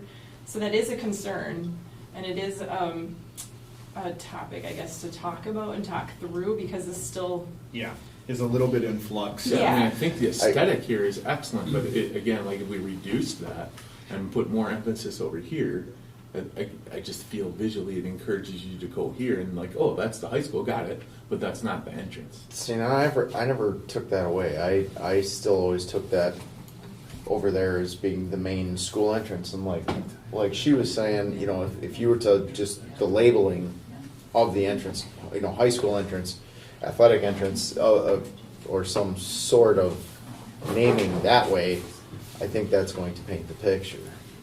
I would say in the general flow of the day, you'll have 10 entries to maybe 1 from here to there, maybe even more, 15 or 20. Because for the day work, this is really business oriented, They're where flip most flops. people are coming for junior high school stuff. So Yeah. I started where you're saying, because wasn't it me who said, wait a minute, wasn't Yeah, it the it district? was you, yeah. It was- There. I mean, I did talk about it in our meetings, and Yeah. this is where It's just- we got to. So like during the day, I don't think there's any issue. Like existing, I think it's after hours when we're not in school, you still see the majority of people People park coming here, here. going for doing an Yeah. athletic event, go to that door first. Going, So yeah. we toyed around then with bringing in this type of a design over onto here, but labeling, having that Yeah. same font or whatever, and then calling it, I think you Yeah, said, athletic like entrance or athletics arts and athletic, right? You've got the theater over or here. events and Event athletics, Athletics or and whatever events, it a would lot be. of places have. Athletics and events. Is there Yeah. some sort of physical need where we need to have that prominent overhang over the high school? I think that Is there right a now, necessity to it doesn't look like an entrance at all, period. So there is a need for it to come up and to do something. I think what's really gonna help too is to be able to see the whole building, like. to be And I able didn't to- bring that, I Yeah. didn't bring that image Yeah. up. I think through our discussions, this has been kind of I wouldn't call it a hot topic, but a priority topic over the last kind of 2-3 weeks here, where we've had a few meetings. One with the architects, who generally kind of, again, think within an architectural box, and then from Jen's perspective, and kind of how do we brand this, and how do we call them out? So we've been working on this. I would say a little bit of our discussion late last week, as we looked at what we'll call it the event entrance over here versus the high school for just some posterity. But in general, of the buildings I've worked on, we spend a lot of time calling entrance to that high school entrance prominently over other entrances. I would say that's more typical of what I see. Not to say that it needs to be, it can't be different. But following suit with Jen, I think that the referendum itself called for a canopy or something at the high school entrance, or at least that's the direction I was given to start. If that becomes the priority, and I don't think we want to prioritize that and leave this alone, but I think through conversation, looking at it, I think you still do something here that really calls this out as the high school entrance. But I think maybe what we need to do is focus on here and do something similar where you've got similar entrances. I think some of the conversation was the crabapple trees out front to hide a lot of kind of that kind of deal. According to Dave, they are quite maintenance at this point. There's been a lot of, just maintenance with them. I think some of them are dying, some of them aren't, but they're a lot. So we talked about kind of getting rid of that, and if we do that and add something similar to this, to that kind of 45-degree entrance and call it out, I think there's some opportunity there. Okay. Yeah, again, sorry to derail us. No, I think You're that's hitting- that's you're right hitting in the conversation point. with what And- we've been talking about. Yeah, that's so. exactly in line with what one of the issues was that was making me feel a little bit on edge about this entrance too. I think that what I'm feeling better about, so the way that this is structured right now too, that top of this is going to be basically a sign company doing it. We're also, so it wouldn't be permanently, it could be changed. It's not part of the structure necessarily. That's probably putting it very Correct. generously. What we're proposing is in here from a structural architectural perspective. What architecture is concerned about is we want a watertight facade, right? We don't want to do a bunch of layering with the facade that compromises that over years. So I think what we're proposing is metal panel with some concrete masonry on the bottom for lawn maintenance and that doesn't get beat up. But nice metal panel here, and then the structure itself will actually kind of behind the scenes be a square structure, and then through a sign company we'll then layer on top of that to give it that kind of three-dimensional feel. We'll put in some electrical for some backlit signage and backlit lettering. That'll make that pop. I would say if that's something that's priority over here, we'll want to make sure we get some electrical into that as well, and then potentially work on kind of what do we do over here? Yeah, so the continuity might come in, as you're seeing, Sugar Camp up on that wall over here, if it's now on this wall over here, and we're using that wave here, and we're using it at Sugar Camp, and maybe at the athletic fields, it comes into a sign out there, you're gonna start seeing it add up as a whole. but you did. You're asking very valid questions. Very valid. You know, I think even something as simple as like what's on Sugar Camp, you know, if it's home of the Blue Jays or something, and that goes up on the gym. I mean, that's gonna, for events, that is gonna instantly draw your attention. That, oh, that's the gym. Yeah. Or Too. field house or athletics or Right. where they have it at Pines, like the field house. Yeah, and also know like these renditions aren't like set on fonts or anything like that. Those are like details that are still, and the colors are, you know, so don't get too hung up on fonts and colors and stuff like that. At What this we'll point. put in the bid documents is the general contractor to work with a sign company. Final approval of sign needs to be done through, you know, as those products are selected, but they'll have a budget for that. I would say from a nexus perspective and a referendum and kind of trying to stay within budget, right? If we kind of look back at Sugar Camp, Sugar Camp originally was slated to have the one edition for cafeteria and 4K. The front office edition kind of came as here's an absolute need that has to happen out of that. And so we originally kind of reduced the size of the cafeteria commons to make, you know, kind of rob Peter to pay Paul, right? Keep us within budget. We kind of took 1,000 square foot, put it over there. We tried to keep it at like 800 square foot. That ends up being about 1,000 square foot. We reduced this addition not quite by 1,000 square feet. So we didn't quite rob Peter to pay Paul. So then through the design process, it was like, well, hey, we don't want to reduce something, and we definitely can't take something out of what was proposed in the referendum, but we need to be somewhat conservative. So again, talking through a large canopy here didn't make sense. But as I'm talking through this, when we start saying, hey, we really need to do something over here, I'm trying to maintain a budget. I don't, you know, I can't tell you that doing that canopy is going to cost another, you know, $10,000 or $20,000. I would have to kind of go back and sharpen my pencil and look and talk to Brian Winterly and some of our development engineers to see what we could add in there. But where I'm going to kind of go back and forth is, I almost want to bid this and then see if we have extra money to do that. But I don't know how to tell you, you know, if that's what you want to do. If we come in exactly on budget, finding money to do that will be the question. And Jen even brought up too, like, wow, it would really be nice as we're adding the elementary to do something similar on the elementary to kind of, again, bring some cohesiveness with the kind of swoop in the arc through Sugar Camp, through here, through the elementary at Three Lakes. So I don't know what to say beyond that other than if we do this kind of to do that, just knock on wood. I'm cautiously optimistic. I feel like we're on budget. I've sent what we have out to a third party to kind of give me budgets back. I don't have them back yet. So I haven't quite got the touchy feel good that we're right on target and we're under, but I've, again, knock on wood, I don't want you to be the one that I am over, but on my jobs, I've been pretty successful at being on or under, where you have at least a little bit extra when the time is done. So other things to consider too would be interest earnings based off of that referendum is something that we haven't calced in, but say we come in on budget, maybe some of that interest earnings goes toward that. So if I go back just, I think we talked about high school there. Again, just some of those ancillary spaces. This is not the real fancy portion of it, but again, reworking some existing toilet rooms to be, again, modernized, automatic flush valves, those types of things, hand washing stations, ADA accessible stalls. So that's happening down here towards, I believe, middle school area, right? Or, no, that's still high school. But then adding over here, there's a corridor that runs through. That is not code required, so we can take some of that space, add some gym storage. There is some required mechanical space within there that we'll have to maintain. There's an old mechanical room that isn't being utilized that works great to add in a set of toilet rooms.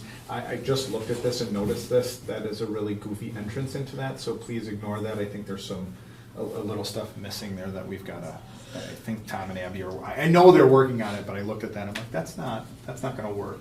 So that I think is just unfinished yet. And then adding a small breakout room, you can see there's some kind of borrowed light into the corridor. As far as kind of the breakout room, existing wrestling room, it was just, again, creating a space that's kind of welcoming from the corridor, so there's some borrowed lights between there. And so you could get a class and a half, 2 classes within that space to kind of have a larger, again, kind of breakout space or large group instruction. Special ed, just creating some sensory rooms within a larger special ed room. Not a lot that really has to happen within that space. It'll add a couple walls and then again some finishes and those types of items. So, Can we leave the 1960s look in that bathroom over? Is that number which one? This one? Yeah, that one. Yeah. Can't I mean?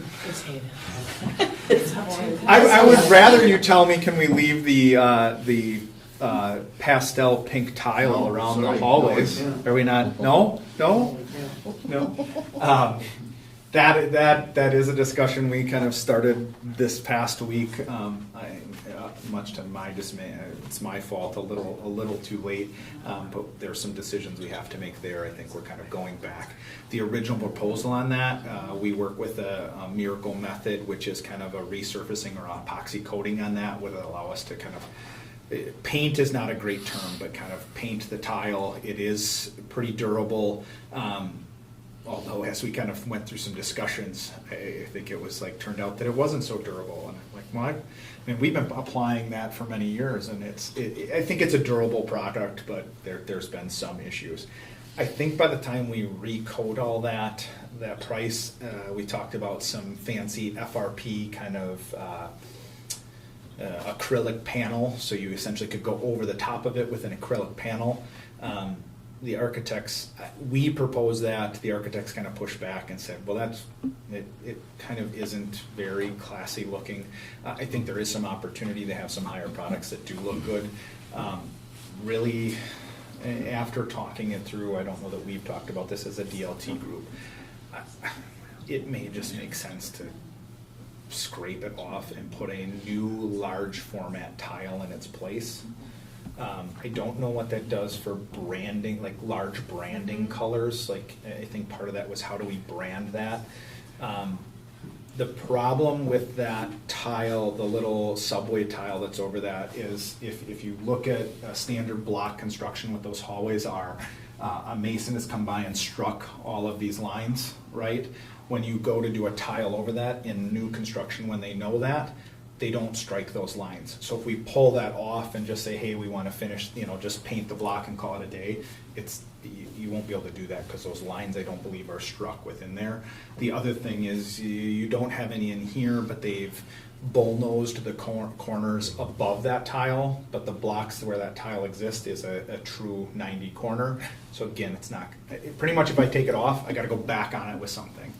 And I think we can either paint it or epoxy coat it, which would be kind of I think it's a decent solution, but not a great solution. I don't know that that's going to last the test of time. So the miracle method that we carried in the budget, that's a pretty expensive process. I think it's worth rolling the dice and saying, let's just peel it off and choose some large format tile. I don't know that you're going to get it. I wouldn't recommend doing a very bold blue necessarily, right? Where you could with some painting, or if you could brand some stuff. We talked about branding some of the doors, doing some vinyl stuff there. I think taking advantage of some of those branding opportunities, but doing something that kind of fits with that.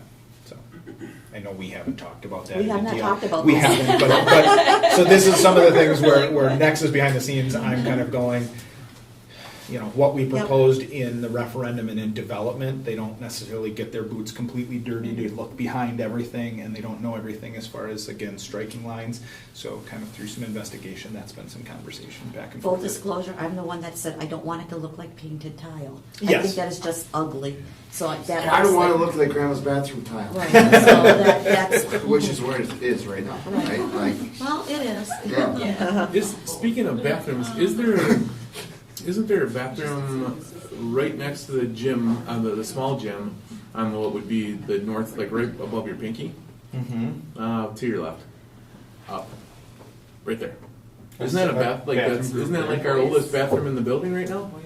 No, the oldest bathrooms in the building are over by where the special ed room currently is. Right there. But you're talking about right across the road from Bodis's? Yeah. That's right.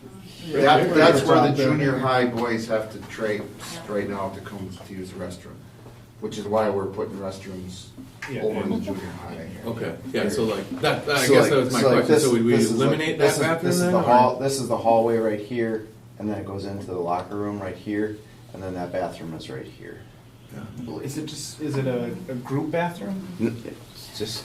Is it a single It's just a- user? No. No, it's like the three hole, right? Three urinals. Yeah, they all three urinals, three urinals and 2 toilets, I think.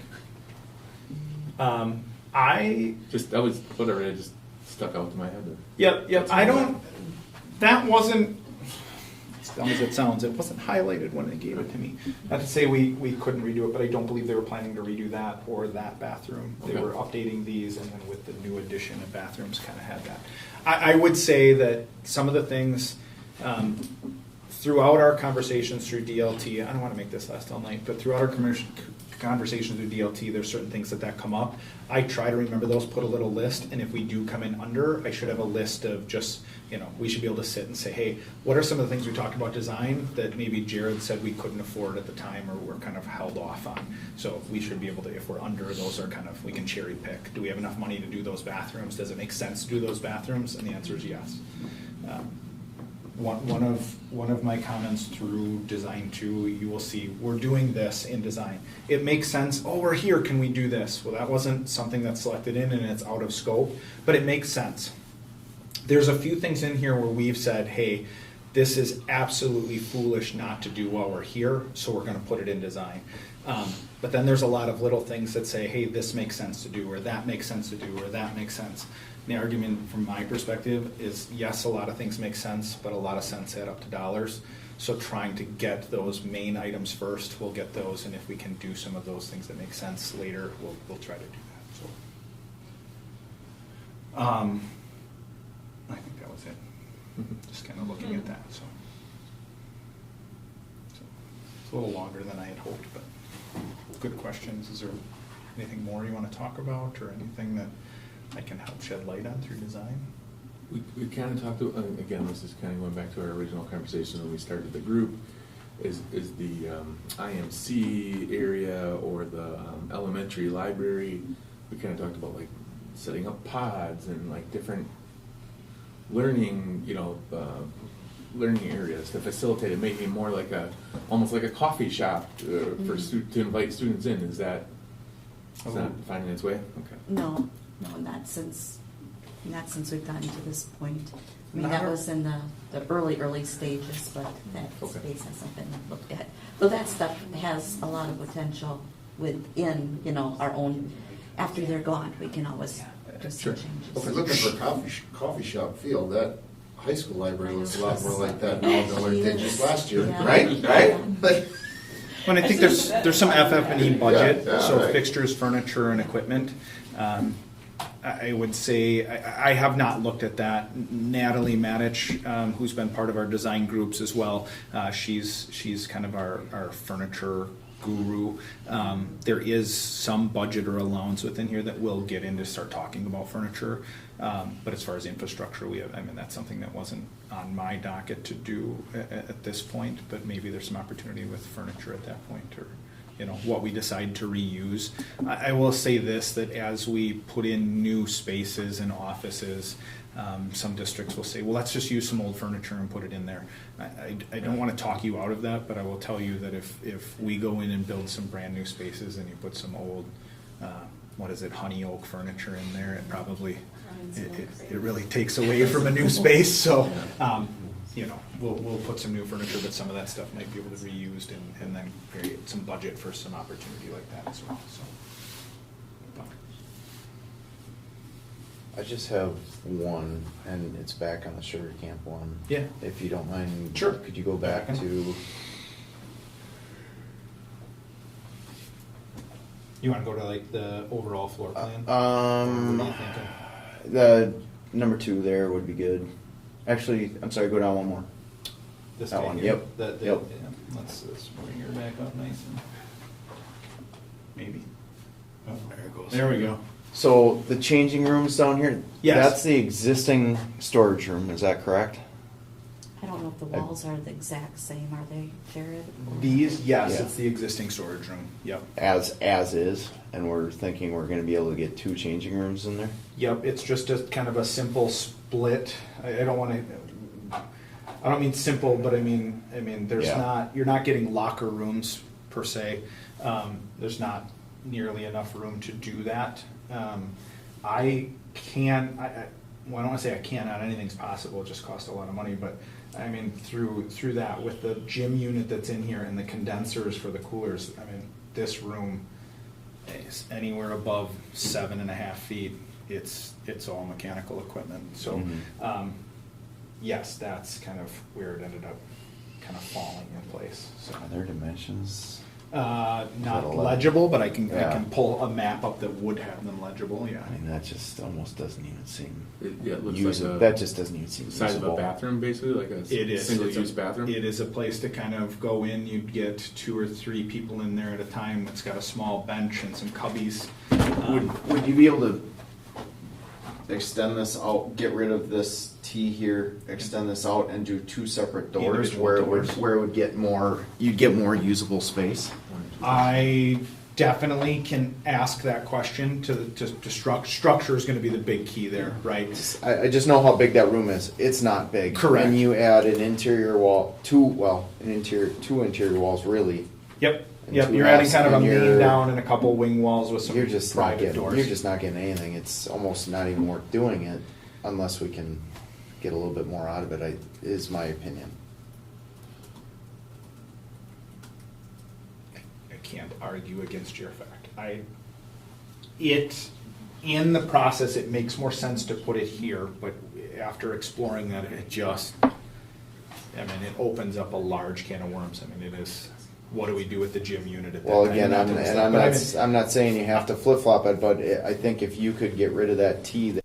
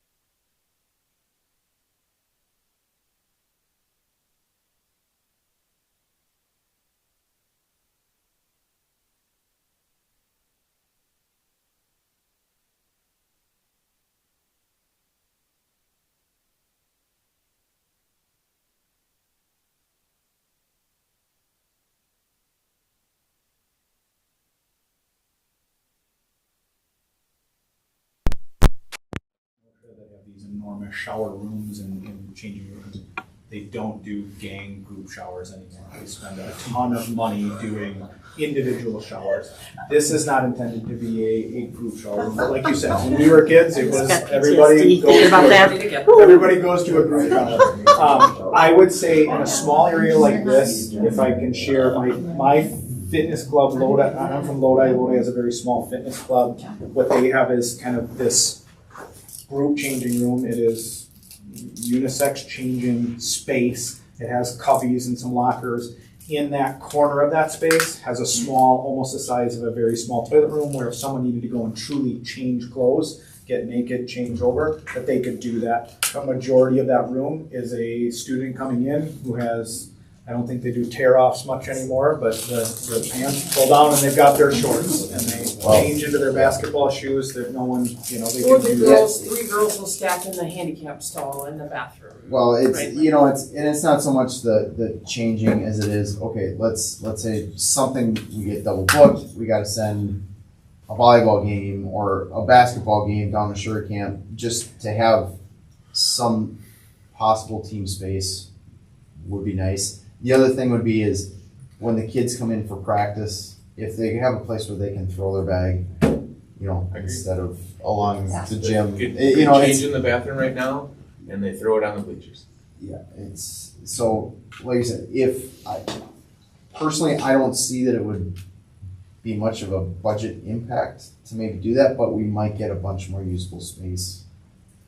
I don't know. I don't, I don't know. where I'm going with this is I'm wondering, does this need to be a male-female changing area, or can it be one room changing area?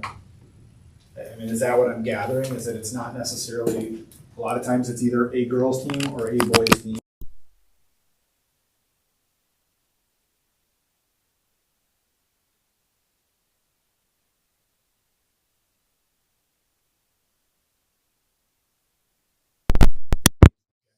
It's gonna be one gender at a time. If you need a space for two genders, then I'm kind of forced to put this kind of separation. Yeah, and if you And does did, that give the opportunity to have another workable space, like if you need to talk to a student or some privacy or like Right. a team room type of situation where maybe it's a gathering, an extra gathering space? if it was a single open space, that would maybe make a little bit of added room where you could put Lockers there for, so that you could share it, you know, where the other team goes in first, or our kids go in first, do their thing, lock up their stuff or put their stuff in lockers, get out, then the other team can go in and do the same thing. If it's one larger space, that Yeah. becomes a lot more feasible and usable space. The architects would argue, they've been arguing that that's a very tight, small space, but. Yeah, I don't think what's there is feasible. Terry, I just too. I have listened to so much about Yeah. this room that you guys just Sorry. go for it, Sorry. because I really don't care. I just want it to work for what the need is. And I definitely don't want to build something that at the end you go, Right. well, that was a Not waste. usable, yeah. I don't want to do that. That doesn't benefit me at all. So, from what I'm hearing from, again, I'm not the one making your decision, but it sounds like I would get rid of all of the walls in that space. I would get rid of the double door. I would keep that opening. We'll make it one door. That's, one door in. Mhm. And then, I mean, to be honest, you need the ADA circle in there.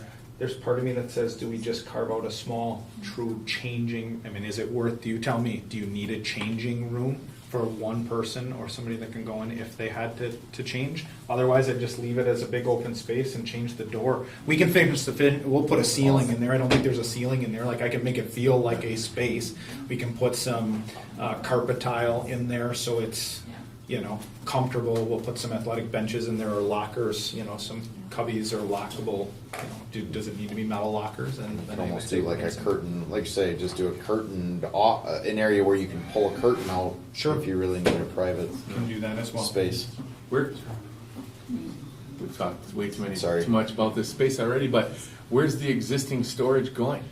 It will utilize that existing gym storage. Okay, it'll just. Because that's where like all the tables and stuff are in there now, so you take all that stuff out and it makes all the room that you Gotcha. need. Yeah, because you're migrating all your tables into here, so you need Yeah. that ancillary space. I whereas admittedly here, have never been in those- that room, Those so. tables.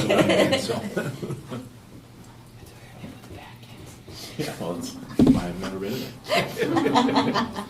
That's where the frisky kids go. So what I'm hearing is I'm going to make that one space. That's what I'm hearing. And that, Are we- I think Is that's that what fine. we're hearing?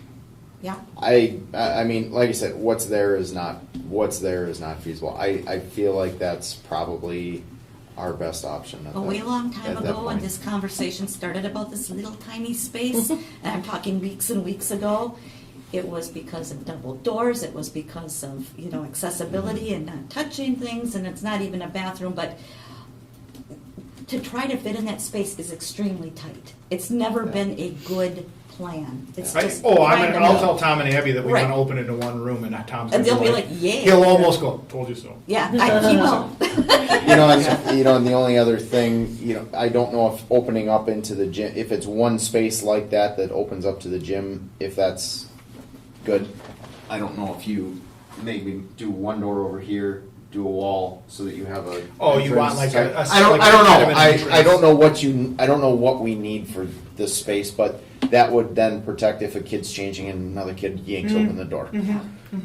Yep. So, like I said, if you Yep. if you were A to privacy entrance. yeah, if you did Yep. one door here.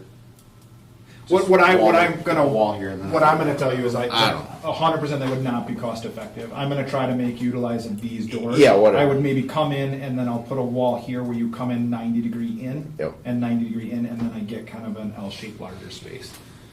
And the only reason I say that is if you really made me move it, those are precast. I think that gym is a precast building to start. So Yeah. I meant to cut that in would be. Yeah, whatever. If you told me that was the most important thing in your building, I would say let's spend the money, but that's a large. So I'll utilize the door that's there. It won't be a double door. We'll kind of infill it with some block. I'll do one door and a privacy entrance. So If you go back a long time ago, there was supposed to be locker rooms built a long time ago. Yeah. Like 7 school boards ago.